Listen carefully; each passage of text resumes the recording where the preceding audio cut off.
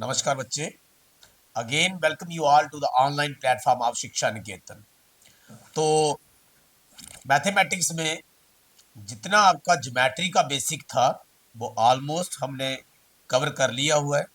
ठीक है, तो अब जो है कुछ क्लासेस के इम्पॉर्टेंट क्वेश्चंस के ऊपर बात करेंगे, खास करके 10th क्लास के लिए जो कि बोर्ड के एग्जाम है उनके।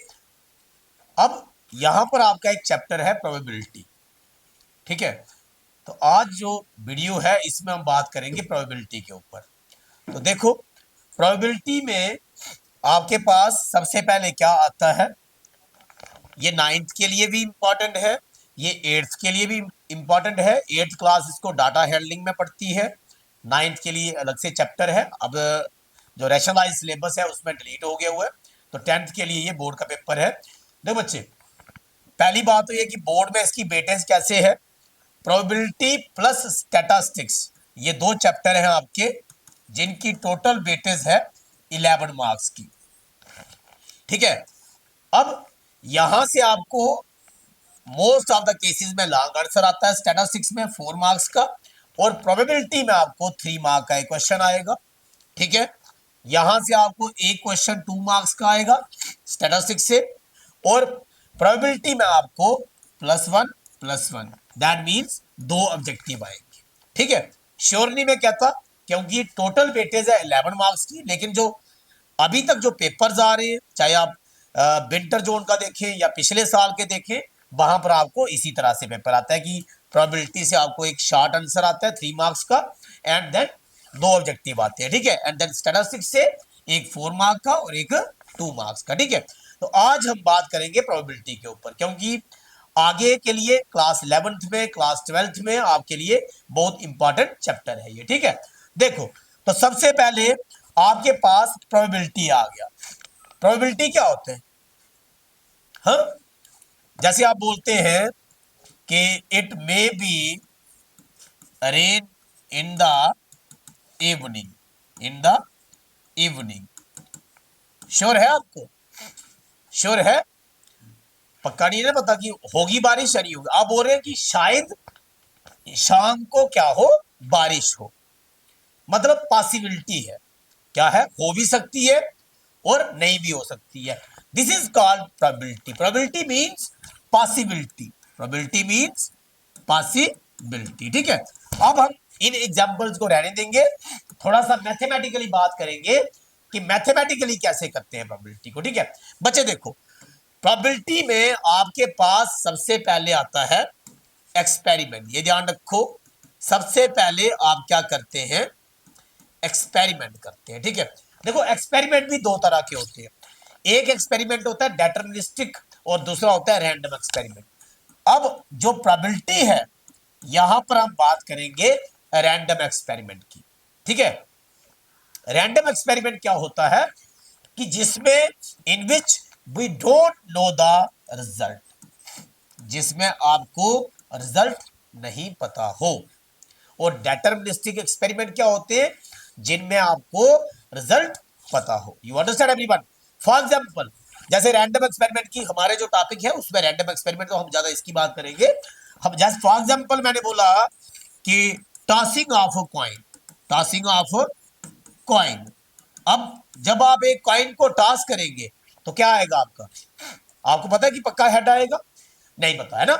या तो हेड आएगा या फिर टेल आएगा। ठीक है, पता चल गया? तो जब आपने टॉस टॉस किया कॉइन को तो आपके पास या तो हेड आया या तो टेल आया।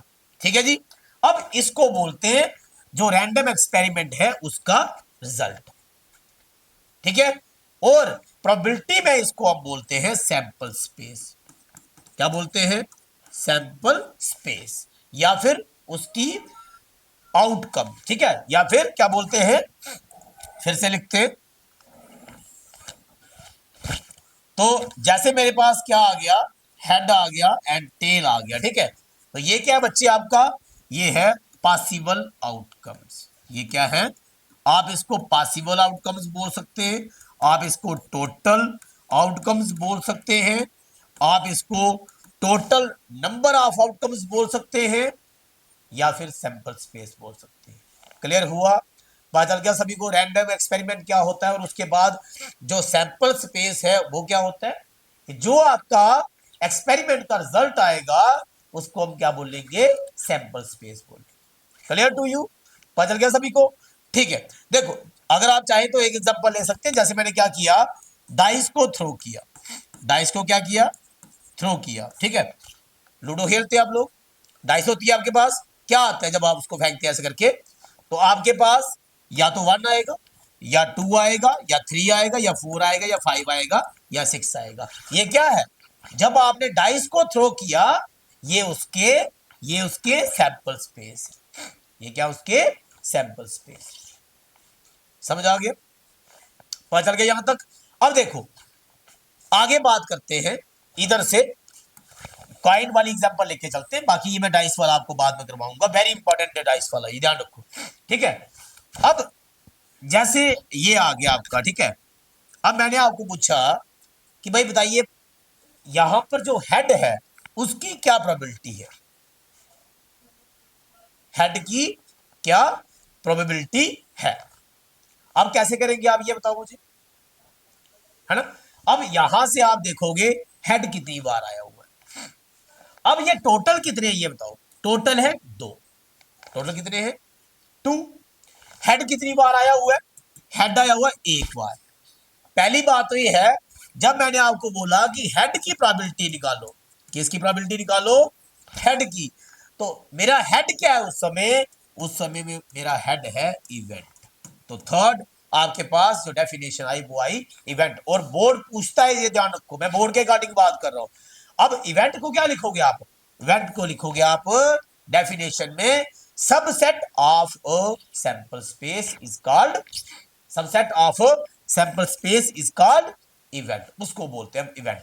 और अगर ऐसे ही याद रखना है, इवेंट वो हो गया जिसकी हम क्या करेंगे, प्रोबेबिलिटी फाइंड आउट करेंगे। क्लियर हुआ सभी को, पता चल गया?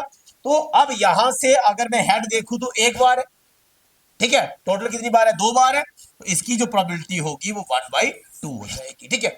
अब मैं आपको नेक्स्ट वीडियो में बताऊंगा कि प्रोबेबिलिटी निकालने का फार्मूला क्या है, और उसके बाद बहुत सारे ऐसे क्वेश्चंस लेंगे जिसमें हम क्या करेंगे, जो हमारे बोर्ड के अकॉर्डिंग इंपॉर्टेंट होंगे, बस मैं आपको वही क्वेश्चंस दिखाऊंगा। वीडियो को वॉच करो, लाइक करो, अपने फ्रेंड्स के साथ भी शेयर किया करो, चाहे कोई भी हो जो 10th क्लास में है, ताकि उसको जो है वो हेल्प मिल सके। Thank you so much, God bless you all.